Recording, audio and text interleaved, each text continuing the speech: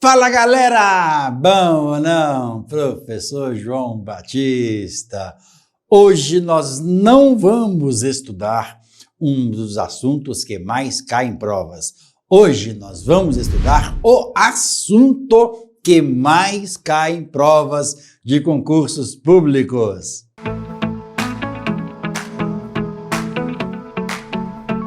Muito bom, galera, já sabe, dê o like, compartilhe o vídeo com seus amigos, inscreva-se em nosso canal do YouTube, já sabe, todas as quintas-feiras, a partir das 19 horas, lives bombásticas aqui em nosso canal. Top, filhão!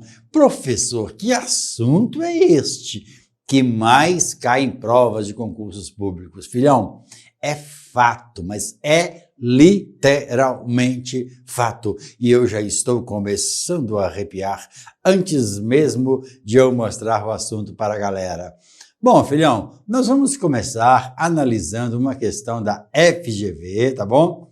Depois que eu ler a questão, eu vou falar sobre o assunto para todos vocês aí. Vamos lá. A participação da renda pessoal na distribuição da renda nacional deve ser aumentada, vírgula, e a participação da remuneração do trabalho na distribuição primária também deve ser elevada.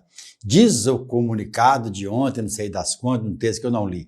Em relação à vírgula, antes da palavra e, no período acima, é correto afirmar que está. Letra A, incorreta, pois não pode haver vírgula se houver a palavra e, ponto. Letra B, correta, uma vez que o e tem valor não aditivo. A letra C, incorreta, pois só estaria correta se houvesse uma vírgula após a palavra primária. Letra D, correta, por se tratar de caso de polissíndeto. E a letra E, correta, pois o E inicia oração com sujeito diferente do da anterior. Você conseguiria acertar? Nossa, professor, que questão difícil, filhão. Nada difícil. Tudo na vida é um processo, tá bom? Eu gostaria que você observasse estes detalhes que eu vou passar para toda a galera. E o assunto que mais despenca em provas de concurso, sim, filhão, é a vírgula. A vírgula é realmente este assunto que normalmente as pessoas têm muita dúvida, né? E é claro, nós não vamos falar sobre todos os detalhes, né? Mas a aula de hoje, filhão, ela será muito importante para resolver de uma vez por todas várias, dúvidas que os alunos têm em nível nacional. Bom, antes de eu dar o gabarito, filhão, é claro que eu vou te dar uma aula primeiro para fundamentar o gabarito e depois eu volto na questão. Bacana? Bom, aqui nós temos a primeira informação, dicas para encontrar o sujeito. Parece que o assunto é um assunto diferenciado daquilo que eu estou ensinando, mas eu preciso começar por aqui. Preciso te passar uma dica para que, por meio desta dica, nós realmente vamos compreender o andar da carruagem aí, tá bom, filhão? As outras informações que eu quero relacionar aqui. Bom, uma dica que praticamente todo concurseiro sabe, e que eu também tenho falado para os meus alunos em nível nacional, é que para você encontrar o sujeito de uma oração, você vai identificar o verbo e você pergunta o que ou quem para o verbo. Se eu pergunto quem vai, a resposta será ela, que vai ser o sujeito da oração. Mas um detalhe importante, quando você pergunta quem vai, você utiliza o verbo, Logo, a resposta ela, você utilizou ela. Como assim? Acalme o seu coração. Olhe para cá, por favor. Se eu disser assim, ela e ele vão agora, a primeira coisa é identificar o verbo. Aqui está o verbo vão. Se você perguntar assim, quem vão, Se você falar ela e ele, está errado. Por quê? Você tem que perguntar quem vão agora. Você tem que riscar todas as palavras do contexto, elas precisam ser riscadas, né? Isso é uma forma de você identificar o sujeito da oração. Bacana. Já riscamos o vão agora, o que sobrou, ela e ele. Então aqui vai ser o sujeito da oração. Observe, né? Então nós não podemos utilizar de uma forma diferente.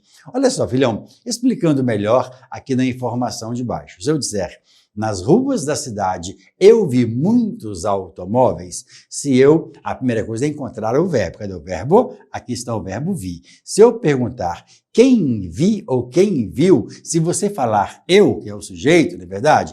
Então, as palavras muitos automóveis nas ruas da cidade, elas não seriam riscadas, e não pode. Tem que riscar tudo para você entender. Então, vamos lá. Aqui está o verbo vir, né? Então, vamos lá. Quem viu muitos automóveis nas ruas da cidade? Resposta, eu, sujeito da oração. Percebe? Quando você risca as palavras, né? Aí você consegue enxergar com mais facilidade o sujeito dentro de uma oração. Mas a aula é sobre sujeito ou sobre vírgula?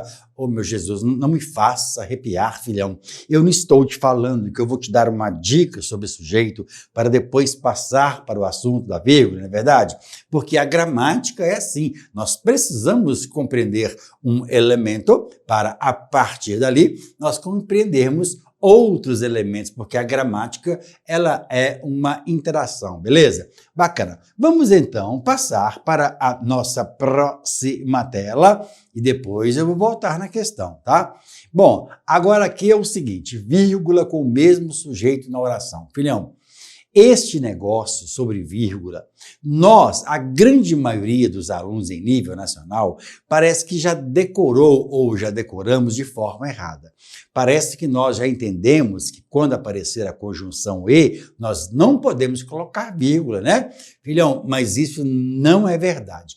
As bancas atualmente, estou arrepiando, elas têm utilizado muito a conjunção e logo após a conjunção e, uma vírgula. E se você bate o olho, você pensa que aquilo está errado. Filhão, tudo é dentro de um contexto. Olha só, se eu colocar aqui, ó, eu comi arroz e feijão, beleza.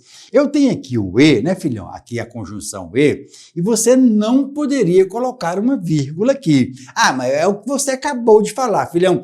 Olhe para cá, filhão. Não me faça perder as estribeiras. Olhe para cá. Eu estou te dando aula para fundamentar o gabarito. Olha para cá, por favor. Aqui, filhão, eu não posso colocar uma vírgula. É óbvio que eu não posso. Sabe por quê? Olha que interessante. Eu comi arroz e feijão. Cadê o verbo? O verbo está aqui, ó. Eu comi. Se você não souber comer é verbo, o pau está quebrando. Então vamos fazer a perguntinha. Quem comia arroz e feijão? Sujeito eu. Sujeito simples, não tem conversa, né, filhão? Beleza. Agora, olha aqui, por favor, filhão. Eu trabalhei muito e descansei. Bacana. Eu também não posso colocar uma vírgula aqui antes da conjunção e, porque eu vou fazer uma pergunta. Qual é o sujeito? Para identificar o sujeito, eu tenho que achar o verbo. Só que aqui, filho, eu tenho dois verbos. Se eu tenho dois verbos, logo, eu tenho duas orações. Então, vamos lá? Quem trabalhei muito, qual é o sujeito? Eu, que é o sujeito da primeira oração, né? Agora, vamos passar para a segunda oração. Quem descansei? Eu também. Este sujeito aqui, filhão, este sujeitinho eu, ele é sujeito da primeira e ele é sujeito da segunda oração. Quando acontecer isso, você não pode colocar uma vírgula antes da conjunção e. A gramática não aceita, independentemente de ser um período composto, tá bom? Com o mesmo sujeito da oração, ou independentemente de ser um período simples, tá, filhão? Mas que realmente tem apenas um sujeito. Agora, filhão, dá uma olhadinha na expressão de baixo. Olha aqui, ó. Muitos sofreram, vírgula, e poucos ganharam. Professor, esta vírgula está errada, filhão. Olhe para cá. Pare de decorar que não pode colocar vírgula antes de conjunção e, senão as bancas vão te pegar na palavra. É o que a grande maioria hoje tem errado questões de concursos públicos, porque muitos dos nossos professores criaram sequelas em nós e na grande maioria das vezes nós somos vítimas de um próprio sistema. A regra não é esta. A regra é a seguinte: vamos analisar a informação. Muitos sofreram. Aqui eu tenho o verbo sofreram, belezinha? Vamos passar para a segunda oração. Poucos ganharam. Eu tenho o verbo ganharam. Se eu tenho dois verbos, tem duas orações. Vamos identificar o sujeito. Muitos sofreram. Quem sofreram? Aqui está o sujeito da oração muitos. Agora vamos passar para a informação seguinte. Poucos ganharam. Quem ganharam? Poucos. Aqui está o sujeito da oração. Filhão, nós estamos percebendo que há dois sujeitos distintos. Um sujeito para cada oração. Aqui na primeira oração, o sujeito é muitos. Aqui na segunda oração, o sujeito é poucos. Neste contexto, se nós temos sujeitos diferentes, então você deve colocar uma vírgula antes da conjunção e. Ah, mas por que ninguém nunca me falou? Ô, criatura, estou arrepiando, eu não estou te falando. Sem contar que isso não cai em prova, não. Isso despenca em provas de concursos públicos, independentemente da banca. A vírgula, ela é aceitável antes de uma conjunção quando for orações distintas com sujeitos distintos. Top, top, galerinha!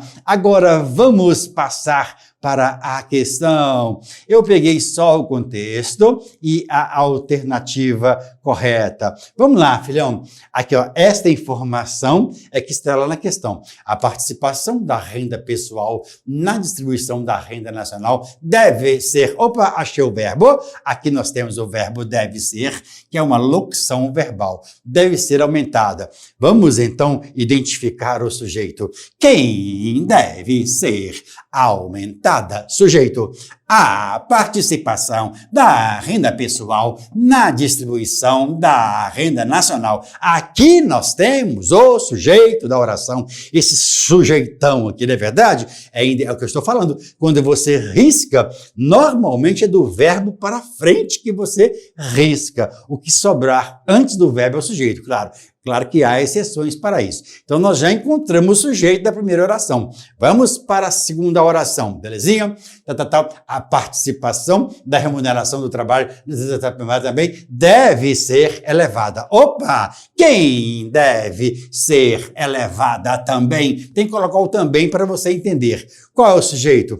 A participação da remuneração do trabalho na distribuição primária. Aqui nós temos o sujeito da oração. Nós temos dois sujeitos. Por este motivo que esta vírgula, ela é aceitável antes de uma conjunção. Letra E, correta. A vírgula está correta, pois o E inicia oração com sujeito diferente do anterior. Vá para a letra E de escola. Top, top, galerinha. Gostou da aula? Agora dê o like já, ó. Compartilhe com seus amigos. Inscreva-se no canal, belezinha? E aproveite. Acione o sininho para você ser notificado dos próximos vídeos. Valeu, galera. Muito obrigado. Um grande abraço aí. Tchau, tchau.